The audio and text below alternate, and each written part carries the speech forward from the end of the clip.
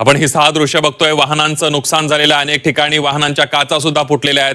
अनेक वाहनांना आग लागल्याचं पाहायला मिळालं आणि या स्फोटानंतर तत्काळ घटनास्थळी पोलीस आणि अग्निशमन दलाचे जवान दाखल झाले आणि त्यानंतर जे दृश्य आपण बघतोय 6वी दृश्य जी आहे ती आग लागल्याची दृश्य आहेत. मोठ्या प्रमाणावर गर्दी जमली होती त्या परिसरामध्ये. हा लाल किल्ल्याचा जो परिसर आहे, मेट्रो स्थानकाचा गेट असेल किंवा पार्किंगचा परिसर आहे, नेहमीच रहदारीचा आणि वर्दळीचा अशा प्रकारचा हा परिसर असल्याचं पाहायला मिळतं आणि बरोबर 6:45 वाजता या ठिकाणी स्फोट झालेला आहे. रहदारीच्या वेळेला, संध्याकाळच्या वेळेला या ठिकाणी रहदारी जास्त असते आणि त्यामुळे लोकांची उडालेली धावपळ आपण या दुसऱ्या दृश्यांमध्ये सुद्धा पाहू शकतोय. या सगळ्याचा आता तपास पोलिसांनी सुरू केलेला आहे. या गाड्या ज्या पार्किंगमध्ये मेट्रो स्थानकाच्या नंबर 1 बाहेर जे पार्किंग आहे या ठिकाणी जे कार आहे त्या कारमध्ये हा स्फोट झालाय.